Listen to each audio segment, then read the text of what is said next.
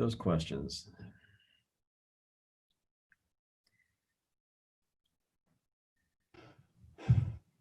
All right, Coach. Looks like you're off mute now. We're good to go. Let's start off with Joe Reedy. Hey, Coach, just any update with your players and coaching staff as far as how many are still evacuated due to the wildfires? You know, a lot of guys went back home yesterday. Some guys still in hotels, but we're fine. That's all I know right now. But everyone's safe and everyone's fine. I can tell you that. Okay, good. And just as far as your running game, just the past couple games since Austin's out, it's struggled a bit.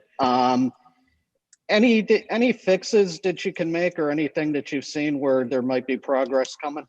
No, we just do what we started out doing early in the year, Joe, and that's just executing. And I've challenged guys in that room to step up and make plays too.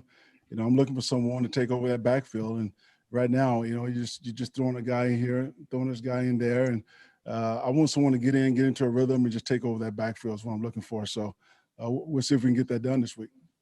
Okay, and then just in terms of injury updates, anything on Bryant and Trey? Will they practice this week?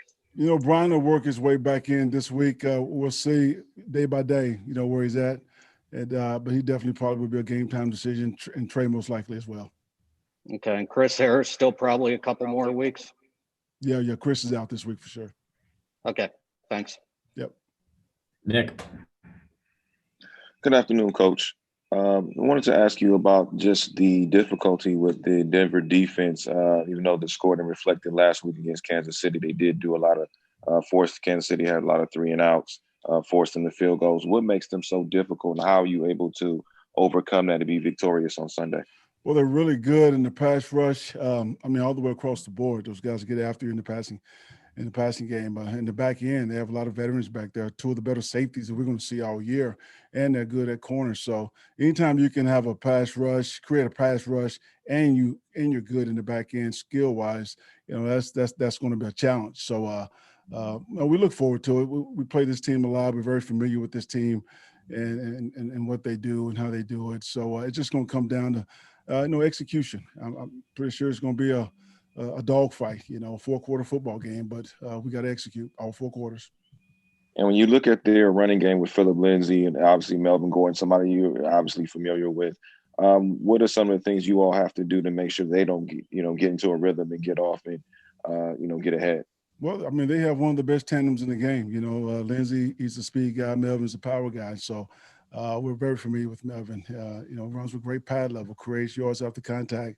You know, Lindsay, you got to contain him somehow. You know, you got to set the edge and build the wall. But we know we have to slow those two guys down. They have ran the ball well against us the last 2 times we've played them, and that's one of the things that we have to get executed this game. Thanks, Coach. Sure. Chris Airy.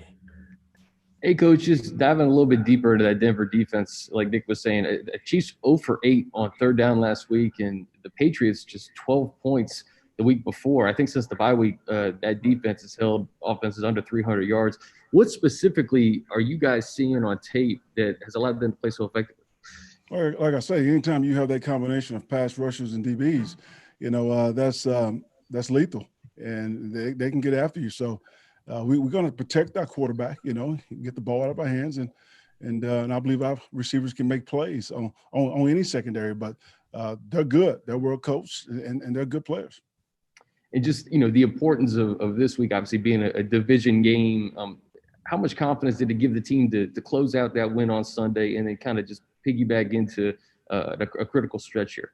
Well, we've moved on from last week, you know, Chris, but, you know, it was nice to see us close out a game in the 4th quarter with the offense on the field and the defense getting the stops when we needed that. That was good momentum for us going into this one. I thought that was important. Thanks, Coach. Sure. Cam.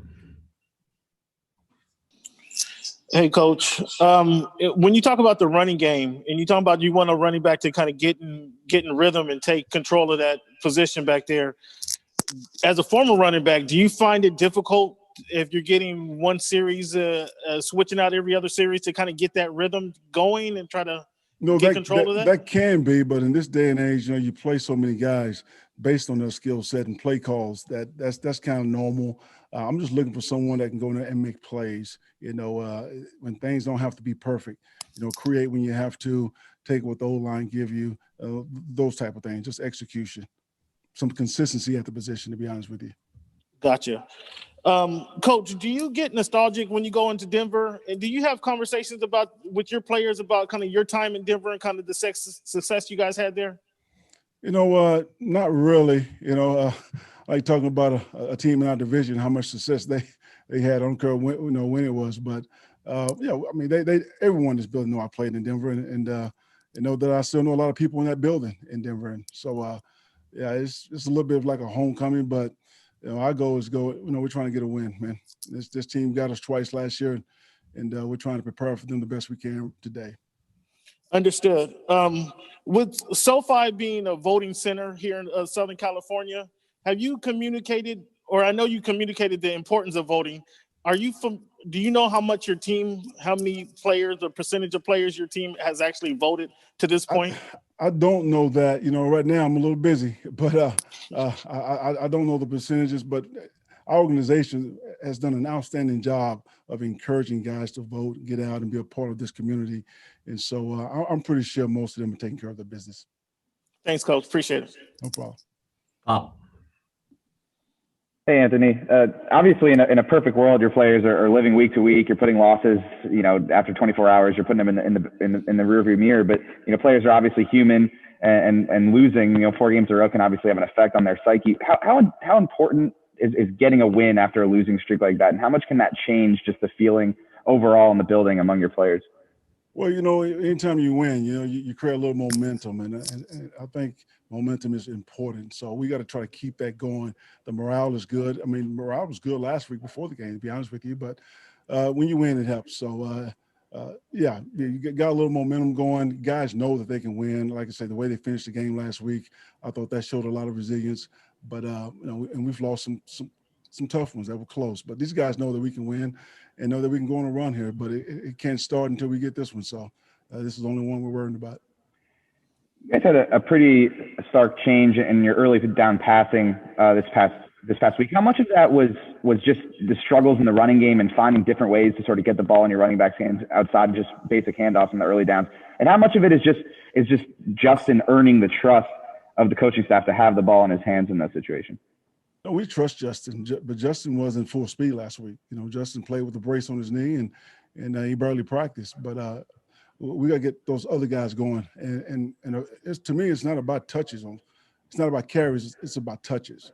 If I can get my guy a ball on the screen or swing pass, to me, that's just as good as a carry. So I look at it that way. Sorry, I should have been more specific there. I was saying Justin Herbert, him earning the trust of the coaching staff to have the ball in his hands and throw more on first and second down. Is that part of it? Well, we do throw on first down, but it's important to run on first and second down as well, to set up the run action pass and things that we have in our plan. But we have tendencies, and we watch those tendencies, and we try to mix it up a little bit. But you don't want to run too much or pass too much on first down, to be honest with you. And basically, that team played us last week real heavy to run the ball on first down. So, the run action game was good because of that. But at times you got to run the football, and sometimes you got to run it uphill, and the good ones can do that. Just with Jerry Tillery, he got off to a pretty fast start this year. He was playing pretty consistently on the inside. It seems like, to me at least, that he's fallen out. The consistency has wavered a little bit. I don't know if you've seen the same thing, but just over these recent weeks, sort of what's your assessment of where Jerry's at as compared to sort of how he was playing in those first 2 games? I think Jerry has grown. I mean, I love his progress and what Giff Smith is doing with Jerry in that room. He's getting pressure on the quarterback, and he's playing the run better. So I have no problem with what Jerry Tillery is doing right now. I think with JJ back to take the load off of him some, it can keep him fresh. You're going to see even better Jerry Tillery. Thank you. Katya. Thank you. Hi, Coach. I wanted to ask you, in the short amount of time, how have you seen Justin Herbert evolve as a leader from when he was drafted, then learning, having to adapt, waiting for his turn, and now having to step up the way he did in the starting role? Well, I think just his work ethic and how he approaches his job every day, guys being around him, for the first time. I mean, he's leading that way. He's not a real vocal guy. A lot of rookies are not real vocal, but every week it just seems like, the guys are responding to him a little better. But if you go out and work, that's all you need to do is you can show them a lot better than you can tell them. And I think he's doing a good job of that. What you mentioned of not being that vocal, how can someone maybe find their unique voice even though they're not that vocal? He's vocal when he has to be. I can tell you that.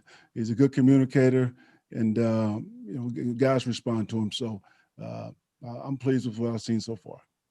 Thank you. Shelley. Coach, when you see Justin drop back, there's a long pass coming. What goes through your mind while that ball is in the air?